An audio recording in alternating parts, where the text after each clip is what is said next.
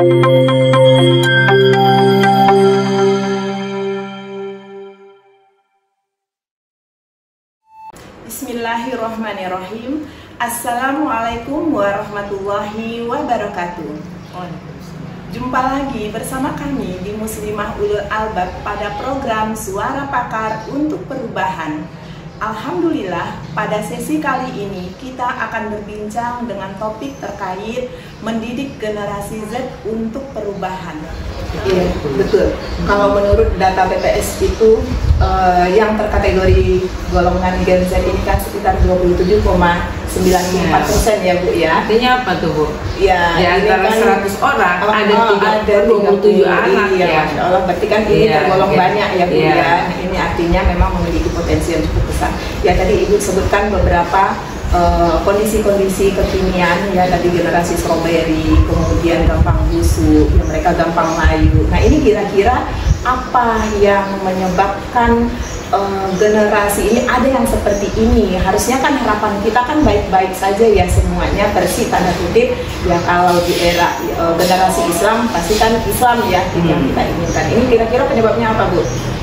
Ya kalau kita masuk ke proses sebab akibat ya, Gen Z ini dan generasi sebelumnya yang punya karakter seperti ini dari sisi negatifnya, mereka kan bisa dikatakan sebagai akibat dari sesuatu.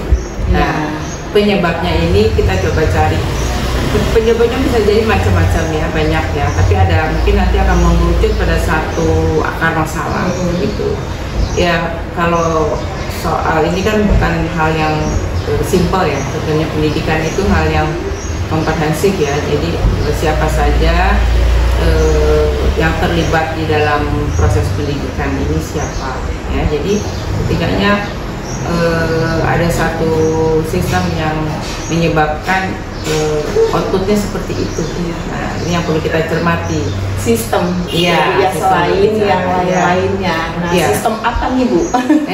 Ya karena kalau kita memandang secara parsial tidak sebuah sistem, maka kita akan mendapatkan kesimpulan yang secara parsial juga ya, sehingga ini kita susah mencari akar masalah setelah mengerucut pada satu.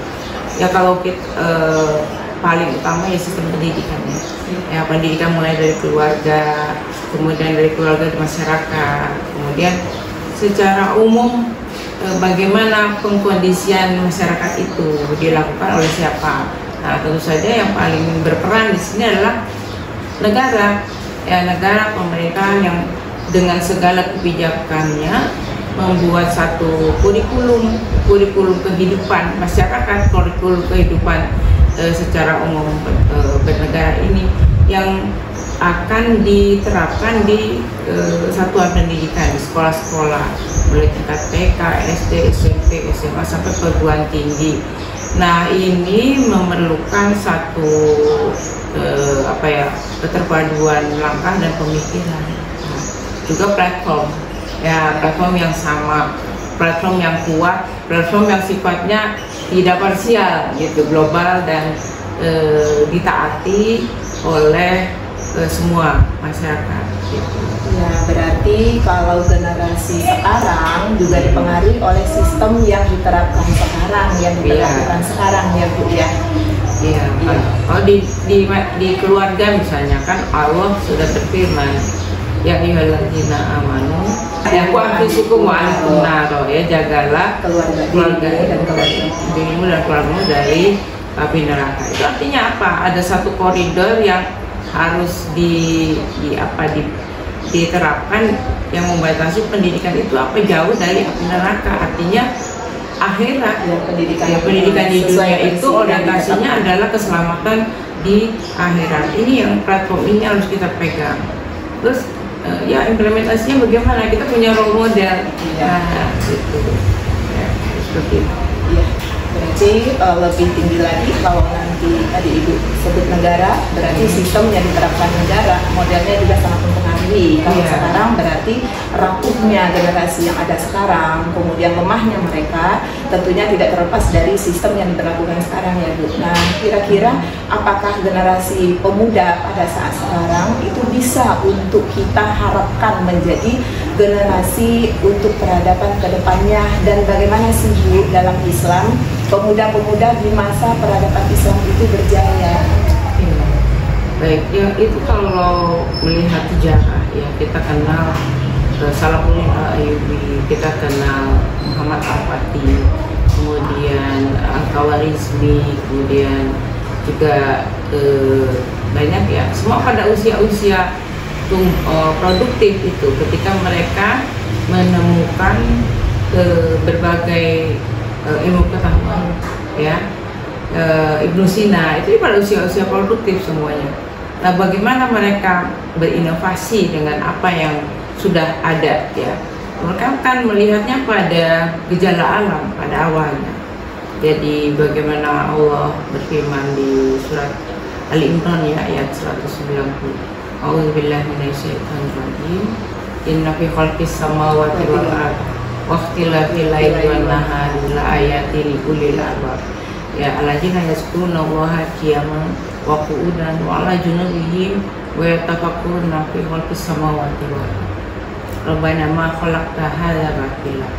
Nah, dari Rabbana ma khalaqta hadza batila ini konsep yang sangat jelas. Jadi semua yang Allah ciptakan di alam semesta ini semua ada manfaatnya gitu. Cuma belum ada yang menemukan, belum ada yang mengeksplor. Nah, pada usia-usia produktif ini di mana kecemerlangan pemikiran itu pada masa kejayaan Islam itu difasilitasi penemuan-penemuan baru, kemudian juga ya dana untuk melakukan penelitian itu diberikan, sehingga kegairahan di dalam menemukan atau peneliti muda itu disupport gitu. Ya, Masya Allah, luar biasa ya Bu kalau kita melihat seperti apa peradaban yang telah ditetapkan oleh Islam. Tadi kan ada Muhammad Al-Fatih, kemudian Salahuddin Al-Ayyubi. Nah, tentunya kita sangat menginginkan ya generasi pada hari ini mereka bisa untuk menjadi pemuda untuk perubahan di masa yang akan mendatang. Kira-kira menurut Ibu siapa saja yang berperan untuk mewujudkan ini semua? Iya, baik.